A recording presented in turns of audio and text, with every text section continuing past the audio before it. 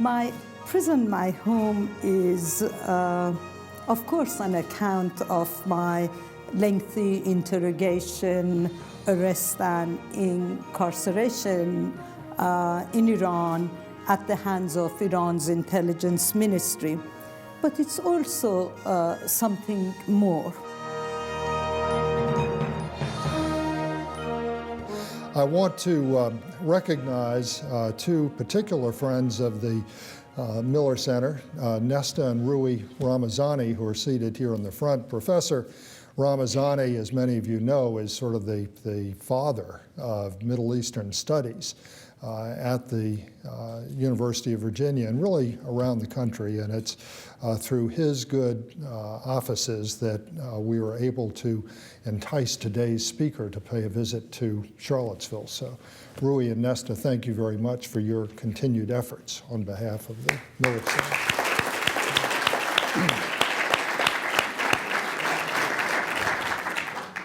Our speaker today is Hala Esfandiari. Hala is the director of the Middle East program at the Woodrow Wilson International Center for Scholars in Washington. In her native Iran, she was a journalist. She served as Deputy Secretary General of the Women's Organization of Iran and was Deputy Director of a cultural foundation. She taught Persian language at Oxford University, and from 1980 to 1994, she taught Persian language and contemporary Persian literature and courses on the women's movement at Princeton University. Hala Esfandiari has been at the Wilson Center since 1994. She is the author, co-author, or editor of 6 books. Her most recent, My Prison, My Home, One Woman's Story of Captivity in Iran, tells in sometimes painful detail to read the story of her 105 days of captivity in solitary confinement in Tehran's notorious Evin prison. Please welcome Hala Esfandiari.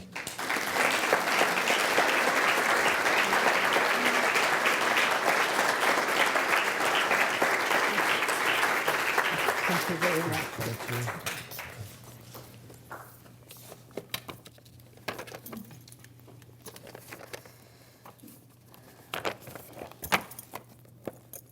I'm sorry, I need to wear my glasses.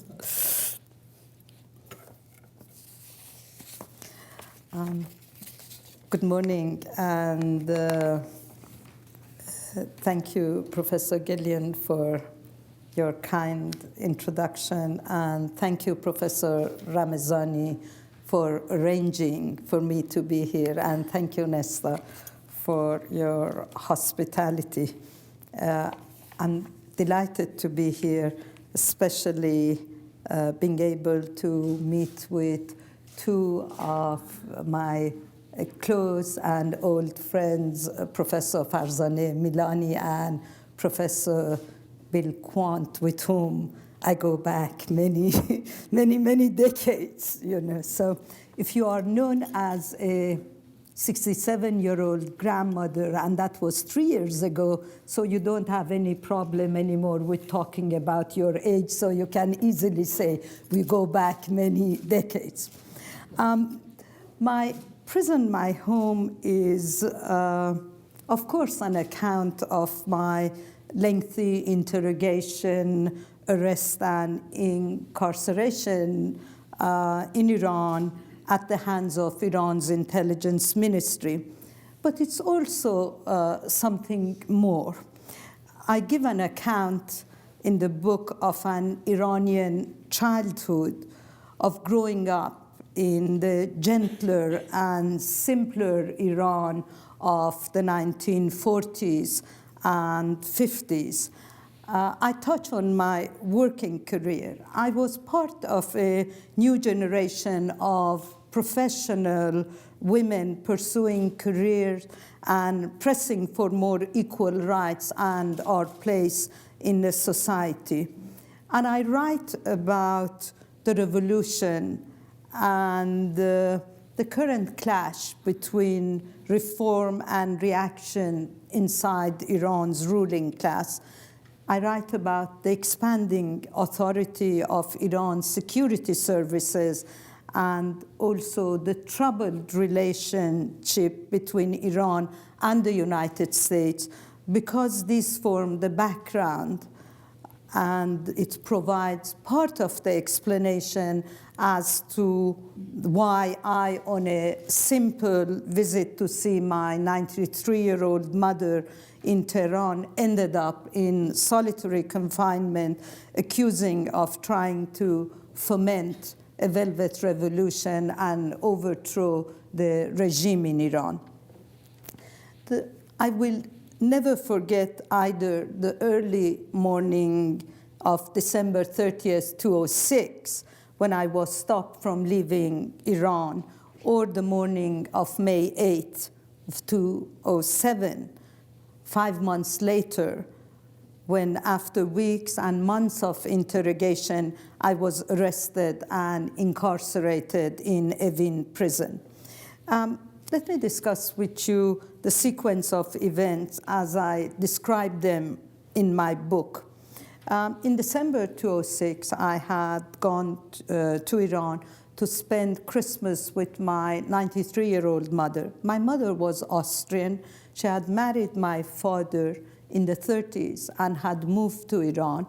And when my father passed away, she decided that she will stay in Iran and live in Iran, although her 3 children were outside Iran.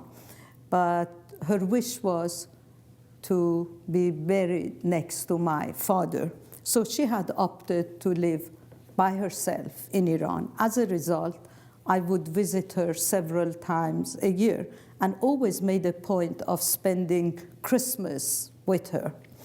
So I had spent an uneventful week with her and said goodbye to her on 30th of December 2006, left for the airport. And as I was heading towards the highway ramp, a green sedan, 4-star, the taxi I was driving, off the road, and within a matter of seconds, 3 knife-wielding men jumped out of the car, came to our car, opened the door, and took my suitcase, my carry-on bag, and my purse.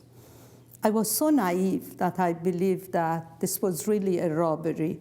Tehran is a metropolis. It has 14 million inhabitants, and such things happen, kidnapping, robbery.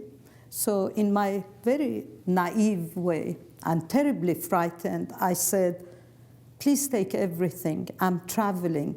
Just leave my passport and my ticket. And all I remember was a grin on the face of the guy who was sitting next to me on the back seat of the car, trying to go to my purse. And I think he wanted to make sure that the passports are in the purse so I could not escape the country. Within a matter of seconds or minutes or whatever, I had lost all my papers in the raid.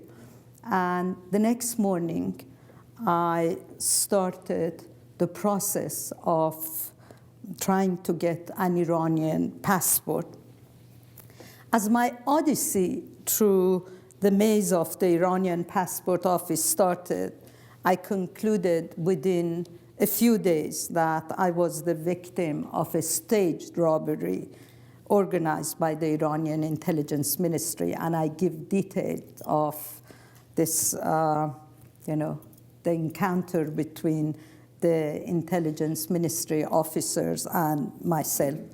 I was asked to go to what was referred to as a passport office in downtown Tehran, which just so happened to be the house of a famous pre-revolution industrialist. And the house was known as the Petit Trianon because it was built on a model of the Petit Trianon. So I introduced myself there, and my intelligence officer, who had met me already once in the main passport office, showed up there. And he introduced himself as a Mr. Jafari, which is probably a fictitious name, And to this day, I don't know what his real name was. And he became my unwelcome companion for the next 8 months, 4 months of which I was outside prison and 105 days inside prison. Within a few days, Mr. Jafari moved to the matter of his concern, namely the United States' plan to overthrow the Iranian regime through a soft revolution. When I heard the expression soft revolution, I was taken aback and I really was alarmed because this was a serious accusation which could end up in execution, So he explained to me that the intelligence ministry is convinced that the United States, and this was under the previous administration, because it was bogged down in Iraq and Afghanistan, will not carry out a military attack against Iran, but will try and overthrow the regime through a soft revolution.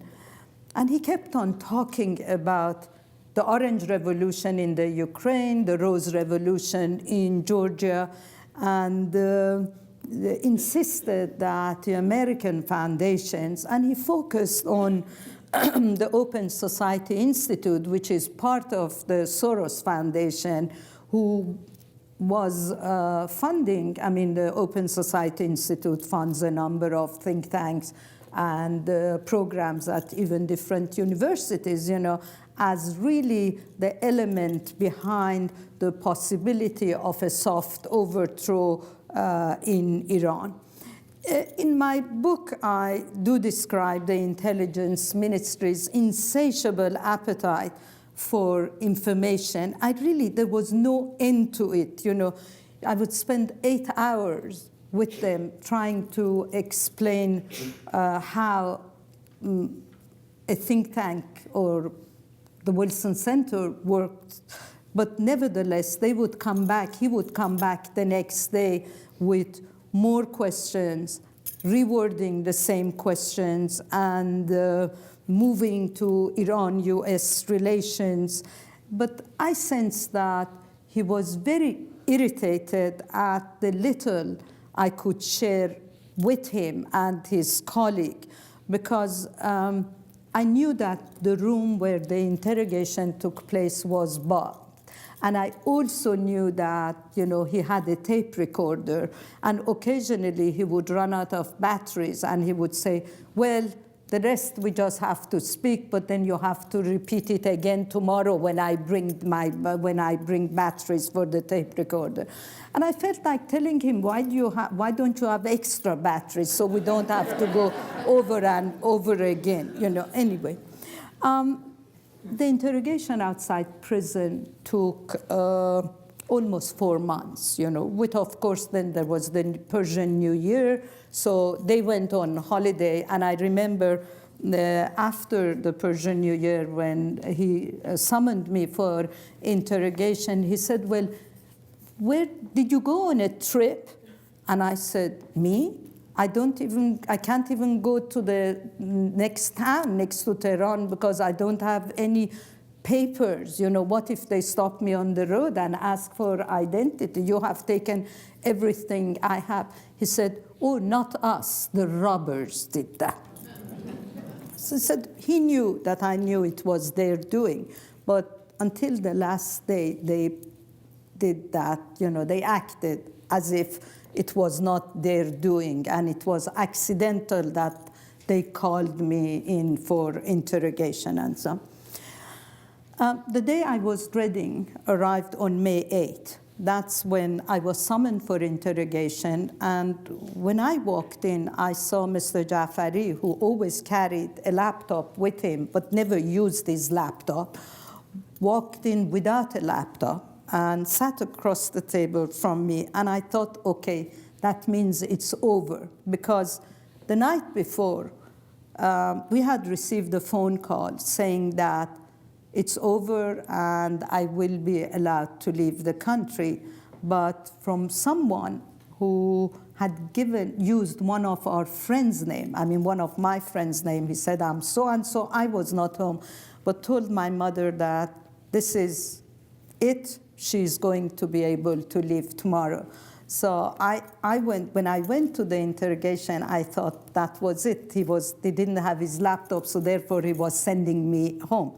Little did I know that this was, they used that kind of method a lot, to make sure that I would show up, So anyway, I went for my regular interrogation, and he said, he took out a bunch of paper from his pocket and showed me a piece of paper, which I never read. He says, this is the warrant for your arrest. We are taking you to Evin prison. I froze. Really, until then, I had managed to control my emotions and pretend not to be frightened and so on, but that was it. I said, all I could manage to say was, can I make a phone call? And they said yes. So I called home my 93-year-old mother and told her, they're taking me to prison. Notify my family, please, and get me a lawyer. And that was it. We got into a car, and I was driven to Evin. The process of being booked into prison in Iran, probably, is very quick, very efficient. You walk in, you are made to face the wall, and all you see are a row of feet next to you, other people who have been taken to prison standing and facing the wall. Within 5 minutes, you're fingerprinted, and they take a picture of you, but without a number, at least not in my case. And then a woman guard came and blindfolded me and took me to my cell. Being blindfolded is a very humiliating and debilitating sort of sense. You feel like a child. You feel as if you're completely lost. You depend on someone to tell you how to go. And so she would say, hang on to me, hold my hand. We are going up the stairs, down the stairs. And for the next 105 days, every time, which was every day, I was taken for interrogation, I was blindfolded, and I also was asked to wear a long veil. So, on a number of occasions, I almost fell down the stairs and tripped down. But then I developed a mechanism. So I would push slightly the blindfold up so I could see where I was walking. My interrogation resumed that same afternoon, and the interrogators was joined by his boss. And when he was interrogating me, I had to sit and face the wall. So I never saw my second interrogator. And they were not playing the good cop, bad cop game. Absolutely not. Both of them, both Mr. Jafari, who had been my unwelcomed companion, and his boss, were very matter-of-fact, very harsh in their questioning, but nevertheless very polite, and they were intimidating, they were threatening me. From the very first day, the boss explained to me, you are in prison because you didn't cooperate with us, and we are going to keep you as long as it takes to make you tell us all the things that you know regarding an American plan to overthrow the regime. And I was accused of endangering the security of the country, and I must, be frank and tell you that until then, it never occurred to me that barely 5 feet tall, as you see, and I was weighing 105 pounds, I could be a threat to the security of the most powerful country in the region. And one day, when they again accused me of trying to overthrow the regime, I made the mistake of saying that, but Iran is not a banana republic. And they said, a what republic? And I really regretted having used that expression, because then I had to explain what a banana republic is, you know.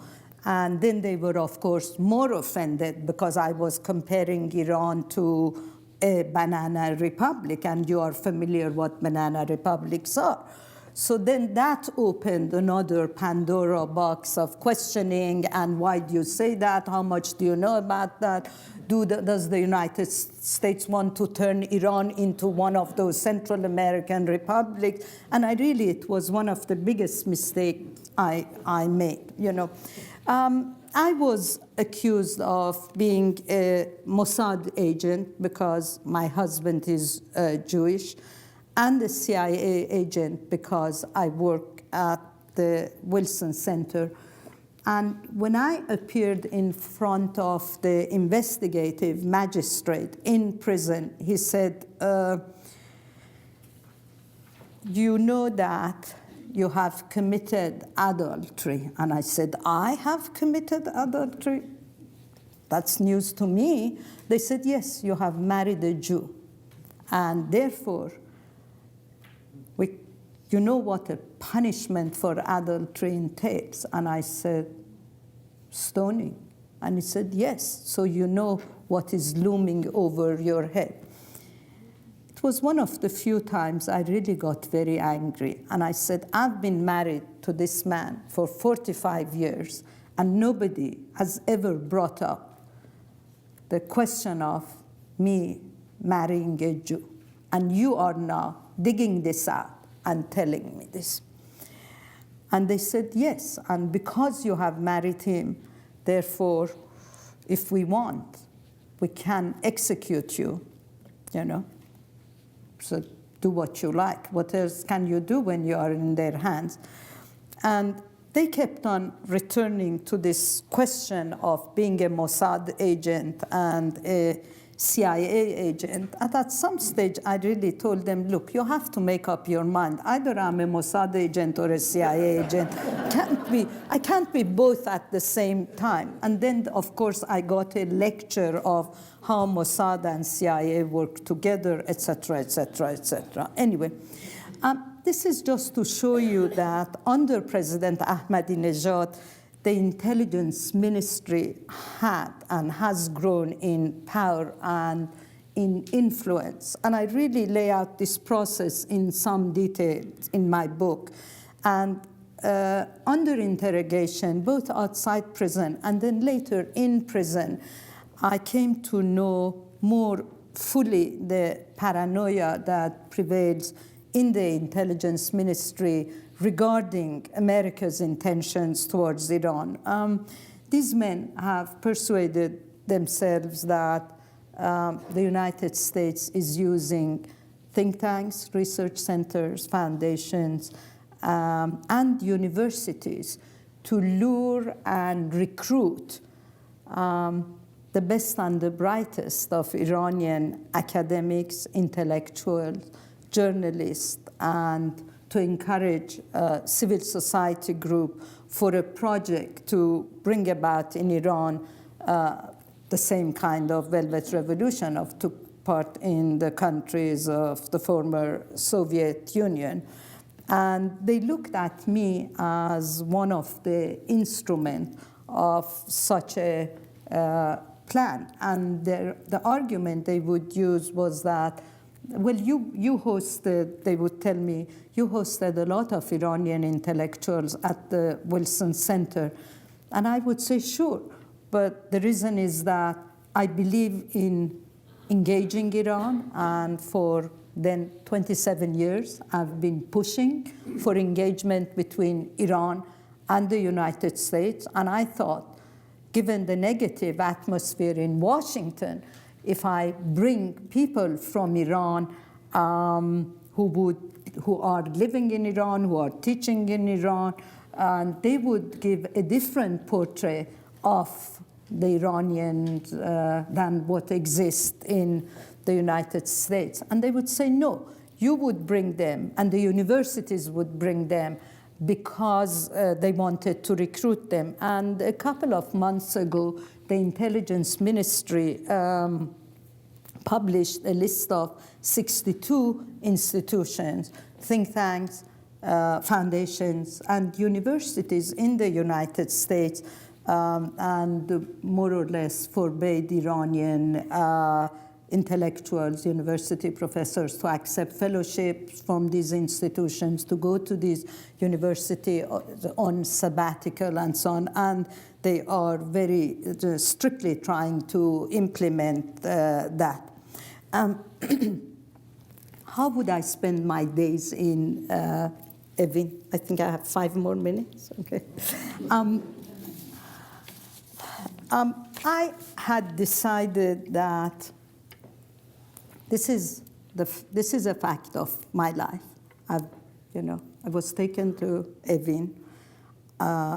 My home was a cell. The room, when I first walked in, and the woman guard shut the door. It was an iron door. The noise of banging that door sort of boomerang in my head. It was just like a thunder.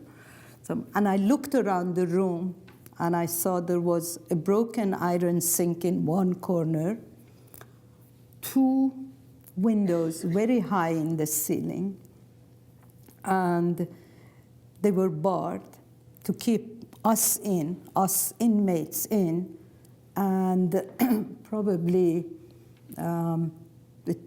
the mosquitoes from coming in the room or whatever. And there was a blanket, one single blanket on the floor, and a copy of the Quran. So I looked around the room, and that was going to be my home for the unforeseeable future. And I decided that they brought me to prison because they wanted to break me down. They had not succeeded in breaking me down outside prison to confess to what they wanted. So I was not going to play their game as long as I was not tortured.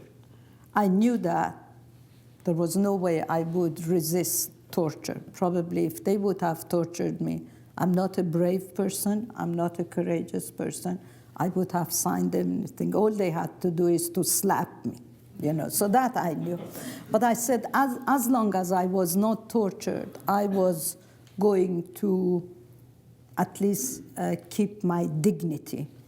And so I decided that I'm not going to think about my family, because I knew that would break me down. So it was as if I didn't have a family. They didn't exist for me, I was by myself.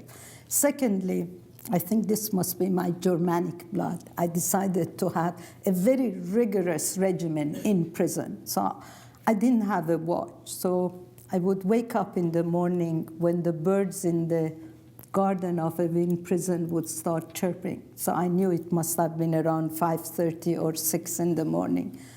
But I had asked one of the women guard to wake me up at 6. And they would always say, but you have such a long day, why do you want to wake up at 6? I mean, they didn't know how uncomfortable it was to sleep first on 1 blanket and then on 5 blankets, but without a pillow. So I would get up at 6, do an hour of exercise, go shower and come back, and then wait to be called in for interrogation.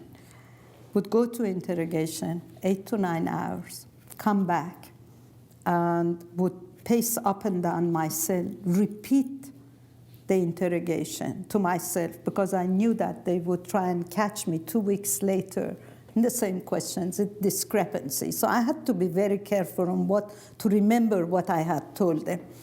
And then once I did that, then I started composing 2 books in my head because I didn't have access to pencil or paper.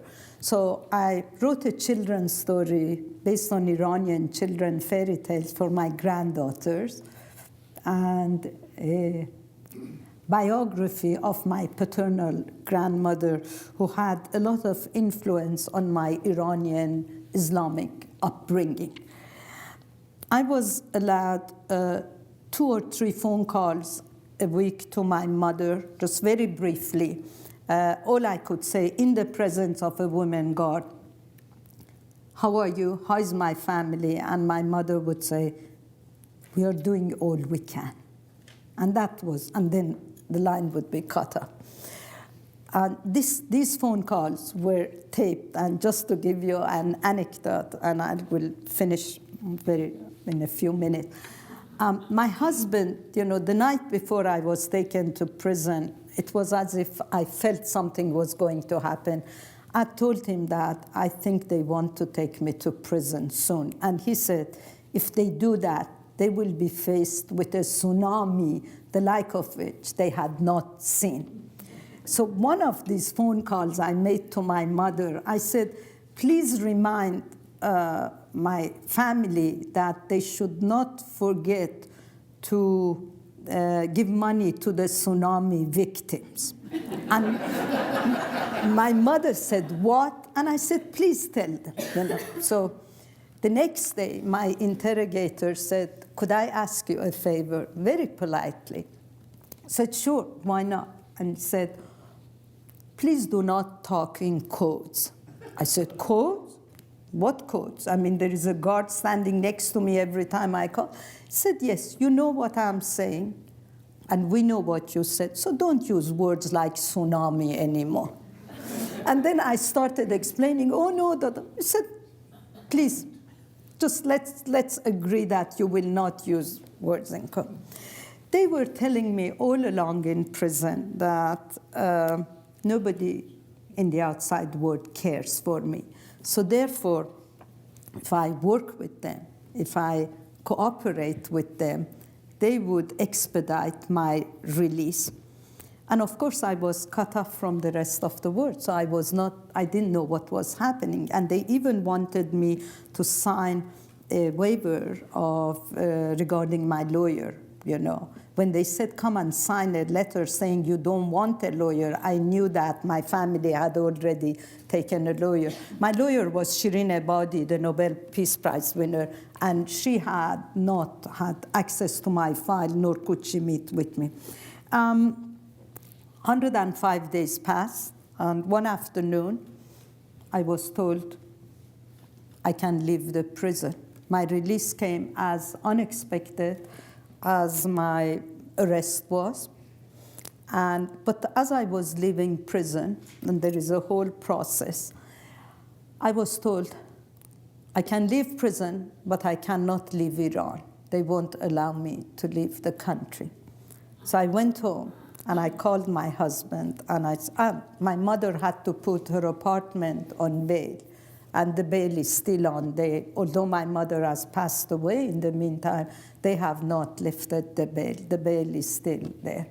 I called my husband, and I said, they won't let me leave the country. So whatever you have been doing, continue doing.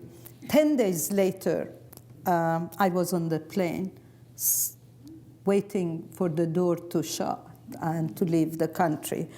And this time, when I heard the iron door of the plane shut, I knew that this meant that I was free and I could go home. Thank you.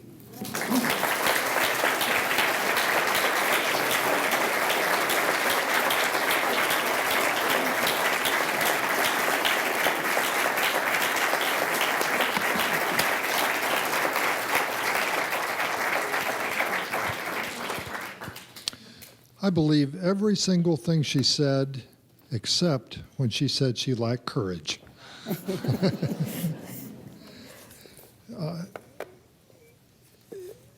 Professor Esfandiari has said that she will be glad to take questions about her imprisonment, her ordeal, about the women's movement in Iran, about the reform movement, about American foreign policy towards Iran. So questions on any of these areas are germane. In just a minute, I'll move to the back of the room, and I ask those of you who have questions, and I hope there will be many, to please queue up in the back of the room, and we'll do as many as we have time to do. Let me open with this. Your mother, who you refer to as Muti, Yes. plays a very prominent role in the story. You were visiting her at the time you were captured. She acted as an intermediary. I wonder if you could talk a little bit about her role in the story and her role in your life and what's happened. Should I stand there? Or You can be comfortable here. I think they can't see me on that. Well, can they? they're Whatever. okay. They're okay. They're okay. Okay. My mother had a very formative influence on my life, and because she had come from Austria as a young woman and had embraced Iran and was really in love with Iran. Iran was her country, and she never took up her Austrian citizenship. She never had an Austrian passport. And every time she visited Austria, it was on an Iranian passport. So, and she stayed during the revolution in Iran. She stayed during the Iran-Iraq war in Iran. She loved Iran. And both she and my father raised us with a love and sense of duty for Iran.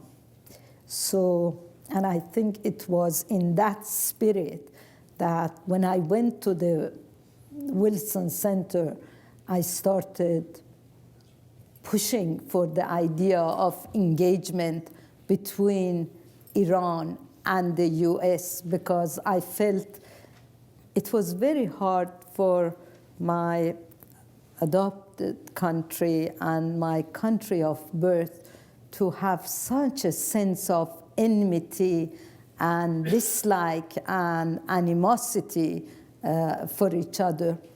When I was in prison, really, mother was the go-between between me and the outside world. So she was hard of hearing, she was almost blind, but she had a fantastic memory. And she would pass on every single word that I would tell her on the phone to my husband, which was amazing, you know. And there was a very important incident when I was told that the president of the Wilson Center, Mr. Hamilton, had written a letter to the leader of the Islamic Republic, Ayatollah Khamenei, asking for my release on humanitarian ground. And there was a reply waiting for him. And he had to go and pick up that letter. And I said, well, what do you want me to do? I'm sitting in prison. I can't pick up the phone and talk to Mr. Hamilton. I haven't talked to my husband, you know. And they said, oh, tell your mother. And my mother was not at all aware of this exchange of letter or anything. I had to explain it to her. And then she remembered every single thing I told her. And she passed on the message to my husband, which was amazing for a woman of her age, you know. So that's. Can you talk about the last time you saw your mother alive? Sure.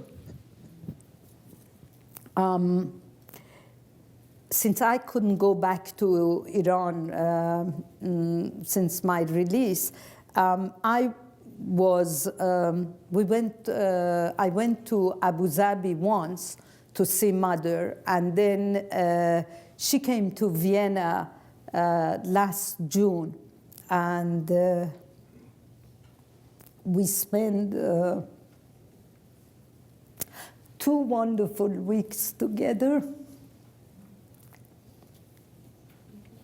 And then she went back and she died. Thank you so much for sharing your story. I'm curious as to at what point your case became public in Iran, and what was the reaction to it? To the book? To your story, to your case. The reaction to my story was very interesting, because when I was released, between the day I was released and I left the country, I spent 10 days. And I was very careful not to go too many times out of the house, because I was concerned another group would kidnap me. You know, I was worried because there were criticism in various newspapers of why I was released. So I had to keep a very low profile. But nevertheless, I had to go out, you know. So people would stop me on the street and would say, well, we are very proud of you. Or they would recognize me, you know, or they would say, well, there's nothing wrong with a Velvet Revolution. It's, you know, it's okay, you know. It's not an armed revolution. It's a peaceful revolution, exactly the opposite of what these people had wanted. Because I didn't get a chance to tell you that while I was in prison, I was asked whether I would appear on camera and talk about these issues. And I said, sure. You know, my attitude from the very first time was that I don't have anything to hide. The Wilson Center, our work at the Wilson Center is very transparent. If you want, you can go on the web and download whatever you want, and then you will see. So therefore, I don't have any problem with appearing on camera. But I knew that they would cut and splice whatever I say, and that's what they did. But it was type of, you know, Soviet-style confessions that we all are familiar with when you sit there and they make you talk. But I had refused to do so. I said, what I'm going to tell you is what I've been telling you all along in prison. How the think tanks, the foundations, and the universities work in the United States. So there was no question and answer, but I just spoke for 40 minutes. And then, but still, I felt terrible after that session. This was the lowest point of my stay in prison. When it was over, I felt soiled, I felt dirty. So when I walked into the ward, my ward, I asked the women's guard, I said, I need to take a shower. And I just took a shower and cried a lot. Thank you very much for an eloquent talk. There are those in our country and even in our community, immediate community, who will go to any lengths to explain and apologize Iran's actions along the lines that you're describing. Trying to look at it objectively, can you find any excuse for what happened to you? Is there a legitimate point of view from the Iranian side to do what they did? No, I was never given, they never apologized to me. They never said, okay, we are sorry to have kept you for 8 months, or we are sorry for creating havoc in your life, your family's life, and so on. Absolutely not. But they gave me a book, as they let me go out of prison. I couldn't get rid of Mr. Jafari. He would call, he would visit, and so on. So one evening he called and he said, I have something for you from the boys. And for a moment, I didn't know who the boys were. But I found out the boys were his colleagues, you know. So they brought a box for me. He gave me a box with a book of poetry by an Iranian poet, you know, Hafiz. If it was any other book, I would have thrown it out of the window. But I got rid of the box because I wasn't sure whether they hadn't put a microphone in the box or so on. But I kept the book, and the book is still with me. But this is, you know, I mean, this is their attitude. Okay, so what, you know? We played havoc with your life for 8 months. Tough luck, you know. But now it's over. That's it. Thank you very much.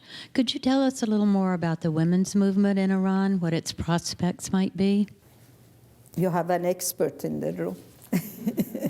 But the current women's movement in Iran is very active, very vibrant, and women have been the only group who have stood up to the Islamic Republic for the last 30 years. And the reason is that they have suffered more than any other group. They have been at a disadvantage when it comes to legal matters in Iran in the last 30 years. Just to give you an example, one of the first acts of the Islamic Republic was the suspension of the family protection law, which regulated family relationship, including, you know, the right, which gave women the right to go and seek a divorce, which raised the age of marriage for girls to 18, which made polygamy more difficult, and gave permission to women to have access to the outside world, et cetera, you know. So one of the first acts was the suspension on this family protection law for the age of marriage was lowered to 9 for girls. And so it took 20 years to raise it to 13. You know, polygamy became the law of the land. And it is still, to this day, it is debated in Parliament whether they should reintroduce it, reinforce it, and so on. Then women no longer had the right to seek a divorce, except under certain very difficult conditions. Women could no longer become judges. Women were given either early retirement or dismissed from managerial jobs. Daycare centers were closed, so it was very difficult for women to work because all the daycare centers who were part of the government offices were closed. Private daycare centers continued to exist. Employment for women became a bit more difficult. They toyed with the idea of segregating education, and they didn't succeed. I mean, you know, you couldn't segregate university classes. That was their idea of having classes for girl student and boy student. They did not succeed. And all that because the women stood up, you know, for their rights. And they have been pushing for changes. And in 2006, a group of young women and men, young and old women and men got together and started a movement called the Campaign to collect 1 million signatures against existing discriminatory laws.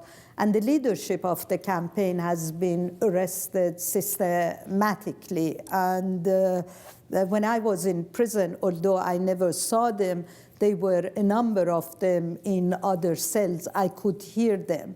But they were very courageous, brave, plucky women who would walk in and out of prison, I would say, just as I walk in and out of Starbucks. You know, they would come to make a point, go out, and another group of them would come.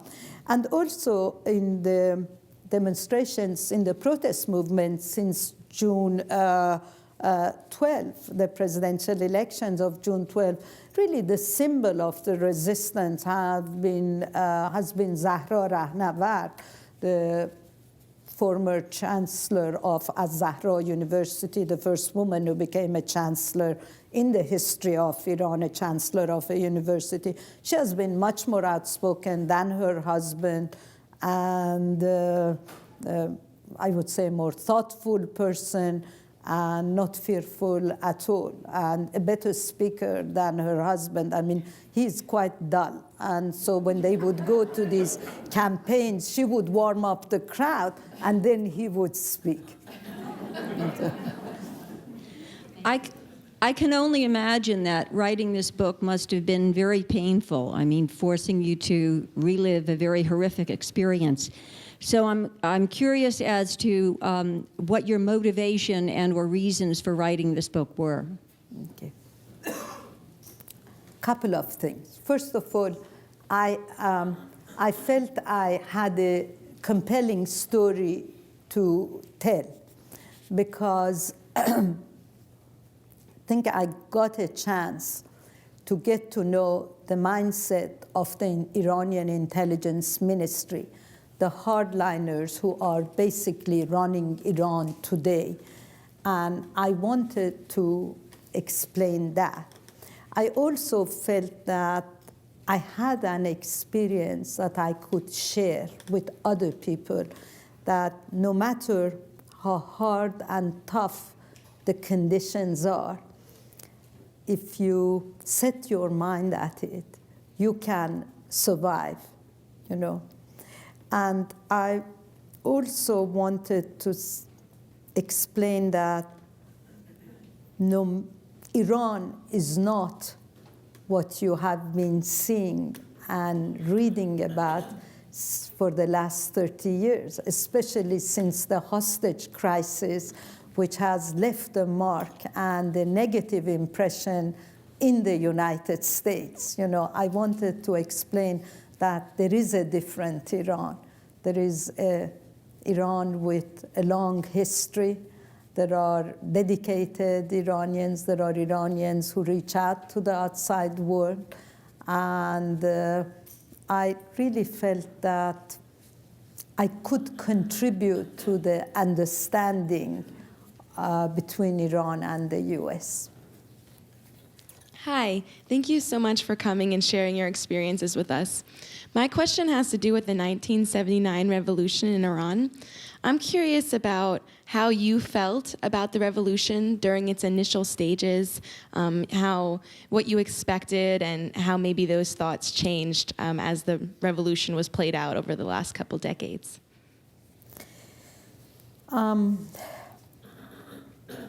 I was not a revolutionary at all, and you know, I believe that the revolution was not going to deliver its promises.